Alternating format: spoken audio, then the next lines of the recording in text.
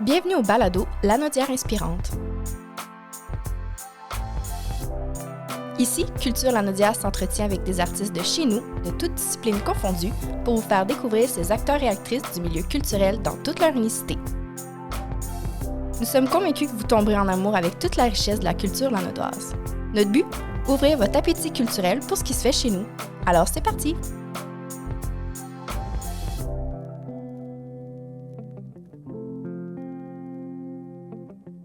Bonjour, ici Maude de l'équipe de Culture Lanaudière. Dans cet épisode, j'ai eu le plaisir de discuter avec Hubert Tanguay-Labrosse. Je vous avoue que j'avais très hâte de le recevoir parce que j'ai vraiment aimé son balado sur les contes et légendes du camp musical Père Lindsay. Sans surprise, j'ai été témoin de son amour profond pour le camp, mais j'ai aussi eu la chance d'explorer avec lui ses autres projets artistiques tout aussi passionnants les uns que les autres. J'espère qu'après avoir écouté cette discussion-là, vous allez sauter sur l'occasion, si ce n'est pas déjà fait, de plonger dans les mémoires du lieu, dans sa culture, dans ses personnages mythiques, à travers sa série de balados à lui. Bonne écoute! Bonjour Hubert, merci d'être là aujourd'hui pour venir jaser avec moi d'un super projet de balado, les contes et légendes du camp musical Père Lindsay. Donc aujourd'hui, tu viens avec ton chapeau de chef de camp, mais tu en as plusieurs autres. Là. Chapeau, chef d'orchestre, compositeur, fondateur de la compagnie Bop, c'est ça? Oui. Ouais.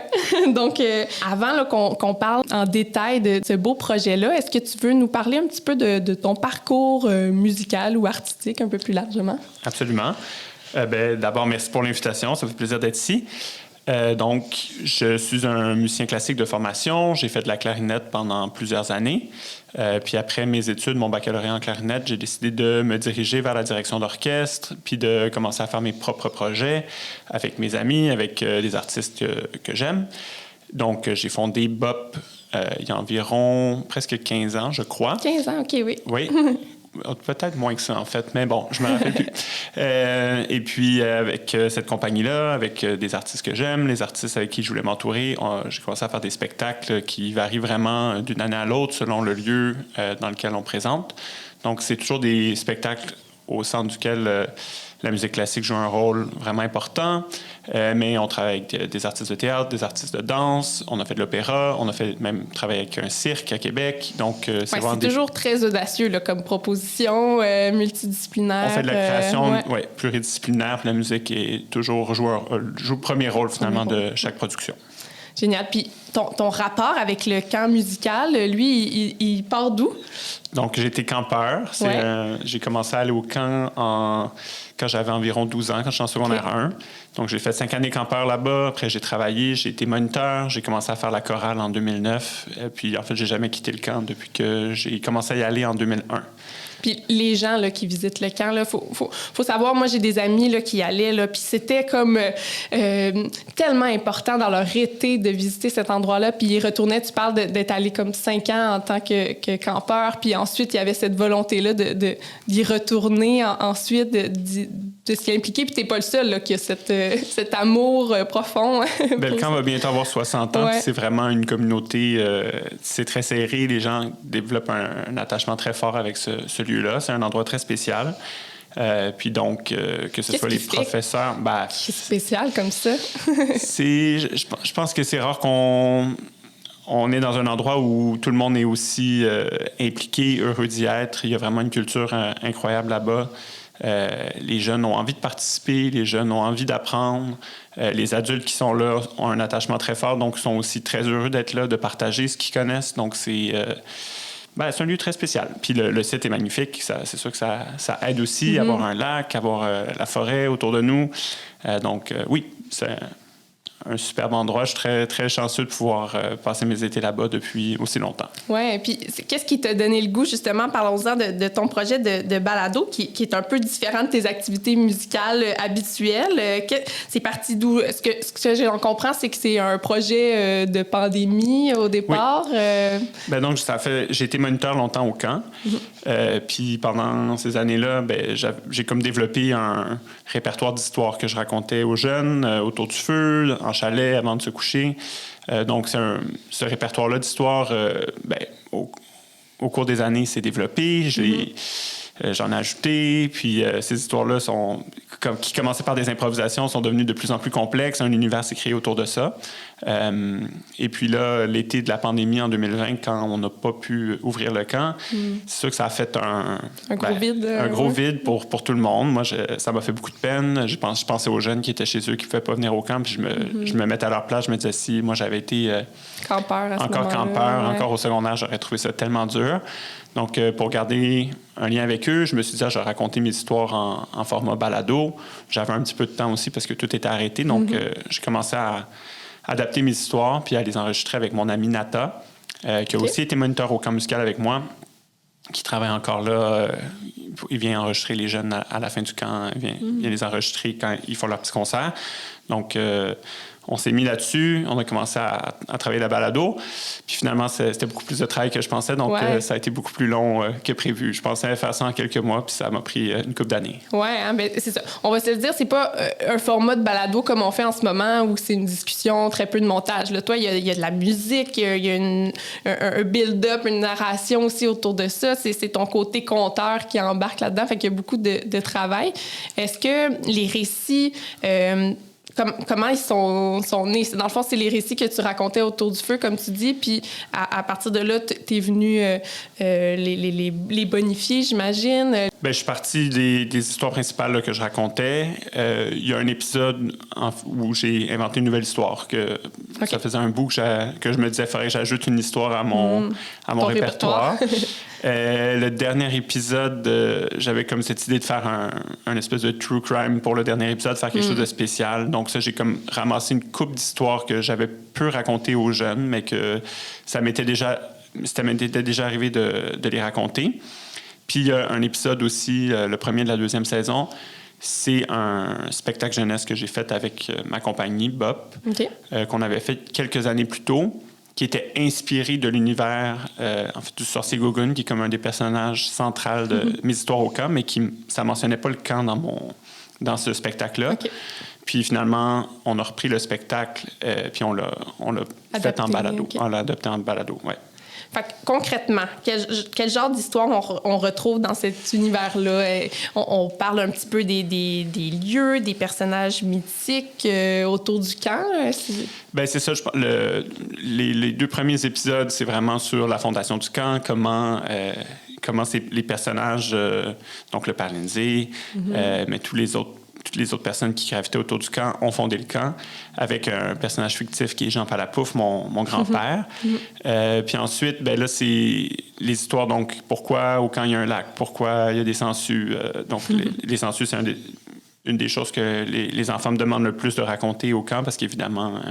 ça frappe l'imaginaire, le fait qu'il y ait une sangsue géante au milieu du lac qui s'appelle la Grosse Bertha, qui mange un enfant à chaque 5 ans. Donc, ça, c'est sûr que c'est en tout cas, c'était un des épisodes où j'ai passé le plus de temps à vraiment le travailler parce que je sais que c'est une histoire que les jeunes aiment beaucoup et que je raconte souvent pendant l'été. Puis, justement, la réception, d'abord, peut-être la première saison en pandémie, qui s'est mis à écouter ça? Comment est-ce que tu as reçu des commentaires? Ça ressemblait à quoi, le retour? Oui, bien, je pense que un podcast, c'est quand même quelque chose qu'on écoute dans l'intimité. Donc, des fois, il y a des jeunes qui arrivent au camp, je ne suis pas au courant s'ils les ont déjà entendus ou pas. Des fois, des nouveaux campeurs qui... en cherchant sur le camp parce qu'ils voulaient avoir plus d'infos, ont écouté tous les podcasts puis donc connaissent déjà mes histoires avant même d'arriver. Je trouve ça toujours chouette. Donc, toutes sortes de monde qui m'en ont reparlé, mais aussi des fois, probablement des gens que je ne sais pas qui l'ont entendu ou que c'est ça. Donc, c'est ça la beauté aussi de... On met ça dans l'univers puis on ne sait pas qui l'écoute puis on ne sait pas... je sais, il y a quelques jeunes, je sais, qui ont écouté souvent les épisodes. Il y a des gens qui aiment beaucoup mes histoires, mais il y en a d'autres c'est ça. Il y en a d'autres qui n'aiment pas, puis c'est pas plus grave que ça parce que je suis content de toute façon de pouvoir continuer à les raconter live. Oui, c'est ça. Ouais. Puis est-ce qu'il y a dans le processus un épisode qui t'a marqué le plus ou que tu as eu plus de défis à faire ou qui a pris une direction inattendue? Je sais pas. Bien, c'est sûr que les deux épisodes les plus... donc, le dernier qui est le True Crime et le radiothéâtre, là, donc j'aurais voulu être un Gogun.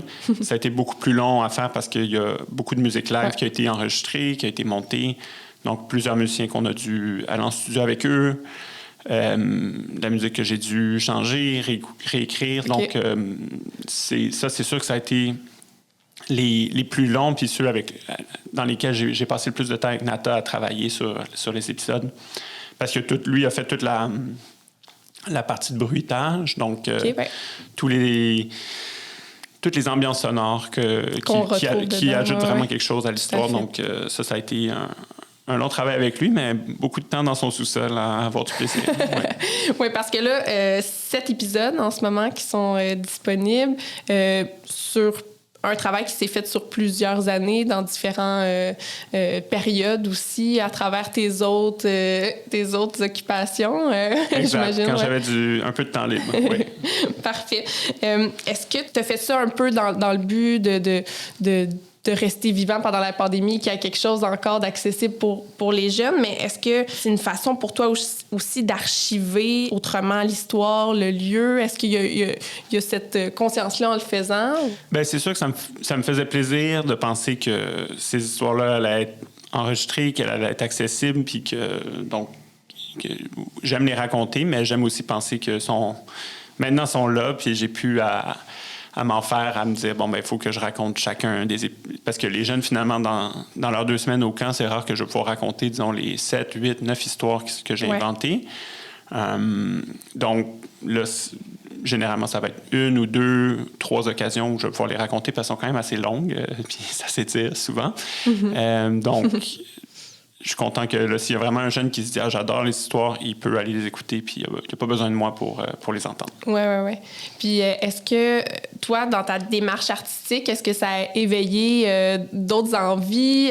Tu étais conteur dans le contexte du camp, mais est-ce que dans le reste de tes activités, est-ce que c'est quelque chose que tu as envie de pousser? Bien, j'ai beaucoup aimé écrire le spectacle jeunesse. Donc, j'avais écrit le texte, la musique. On a fait une petite tournée au Québec avec ça. Vraiment beaucoup de plaisir à faire ça. C'est sûr que c'est quelque chose que j'aimerais refaire. Après, c'est ça. C'est de voir... Là, pour l'instant, on dirait qu'avec ce corpus d'histoire-là, j'ai l'impression que j'ai épuisé beaucoup de mes bonnes idées, mais peut-être j'ai toujours espoir que j'en retrouve une bonne, puis un bon filon que je pourrais suivre et créer de nouvelles choses. Après, le format, ça reste à voir selon les opportunités, puis selon ce qu'on veut faire avec ma compagnie. Donc, à court terme, il n'y a pas d'autres épisodes qu'on va pouvoir se mettre sous la dent? Pas pour l'instant. On travaille sur d'autres projets. Je travaille sur d'autres projets artistiques là, à travers ma compagnie. Puis, disons, le volet création, pour l'instant, je le mets là-dessus. Ouais. Quels sont-ils, ces projets-là? Est-ce que tu as envie de nous en jaser? Est-ce que tu peux nous en jaser? Oui, bien sûr. Donc, l'an prochain, en fait, on travaille avec un metteur en scène de la région de la Naudière, Olivier Artaud. Oui, OK. Donc, on fait un spectacle en collaboration avec le Trident et d'autres théâtres en région, donc à Sherbrooke, au Saguenay, en Abitibi. Une grosse production autour de Querelle de Roberval de Kev Lambert. Donc, une adaptation qu'Olivier Artaud va faire. Et puis, nous, on va s'occuper de tout le volet musical de ce projet-là. Donc, là, c'est un petit peu... On vient de commencer, donc c'est dur de dire exactement comment la musique va se déployer dans cette grosse production théâtrale-là, mais disons que mes énergies vont être beaucoup là-dessus dans les prochains mois. Puis concrètement, tes journées, mettons, à travailler sur un projet comme ça peut ressembler à quoi? Ce qui est le fun avec Bob, c'est que vraiment, d'un projet à l'autre, notre rôle change beaucoup. Donc, par exemple, l'an dernier... on a fait une production à l'Espace Go qui est tellement analogue, dans lequel j'ai écrit la musique, j'étais sur scène, j'ai travaillé beaucoup avec la chorégraphe, avec l'autrice aussi qui créait ce spectacle-là.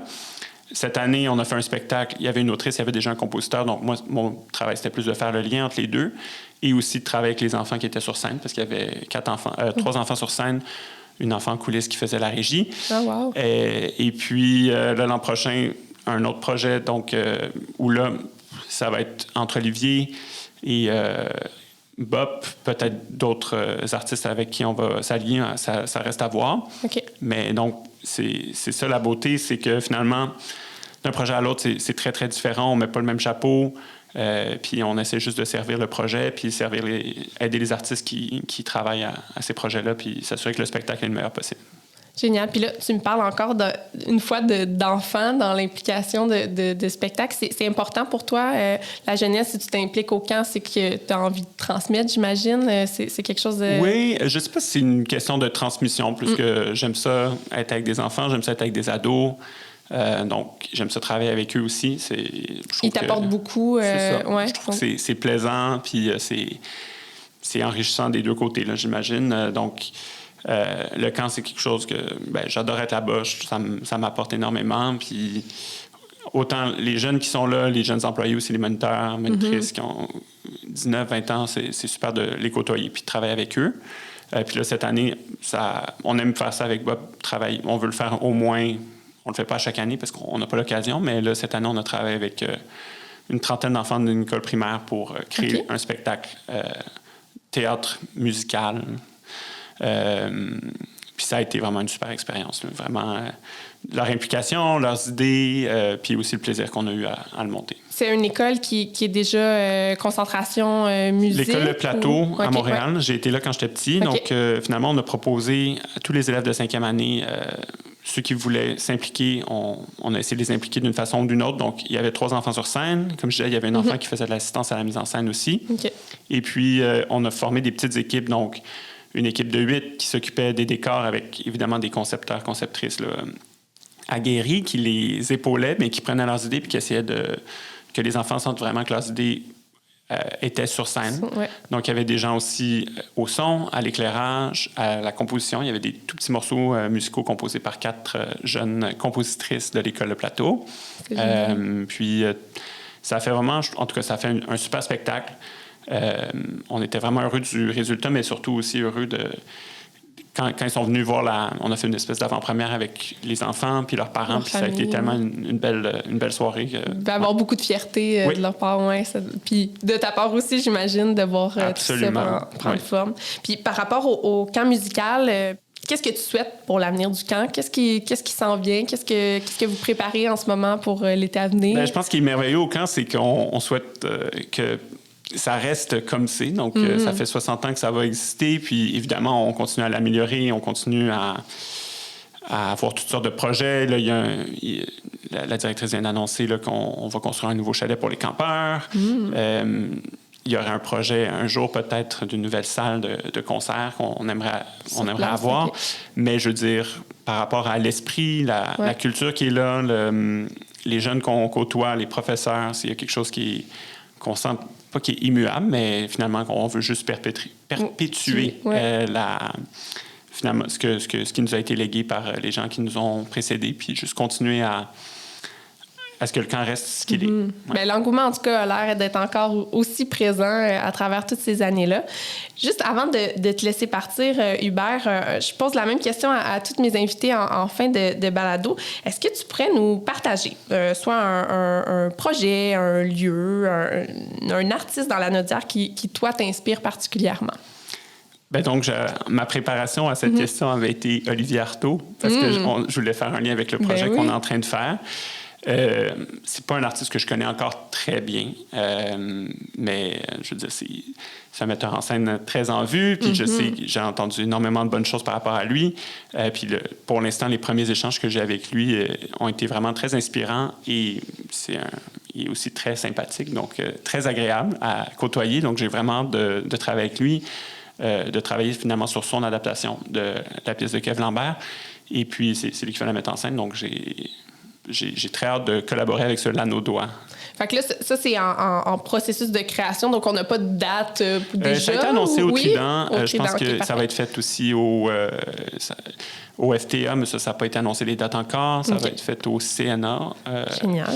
Puis là, tous les théâtres de région, j'ai peur d'en oublier, donc je ne vais pas les nommer. Pas tous les nommer. Mais ça va se promener pas mal. Je pense qu'il y a plus que 50 dates l'an prochain pour ce spectacle-là. Génial. Donc, on peut aller trouver ces dates-là peut-être sur le site de Bob? Du Trident ou de Bob aussi. Oui, on va le mettre sur notre site, oui. Génial, mais c'était super de te recevoir aujourd'hui, Hubert. Merci. On invite les gens, oui, à aller voir les dates de tes futurs projets, mais aussi d'aller écouter le balado Contes et légendes, même pour les gens qui ne connaissent pas l'univers du camp. Moi, en tout cas, ça m'a interpellée. Je les ai écoutés avec beaucoup d'attention. C'est super bien réalisé aussi, donc félicitations pour ce beau projet-là. Merci beaucoup. Donc, merci encore d'être venu nous visiter aujourd'hui. Merci pour l'invitation. Merci.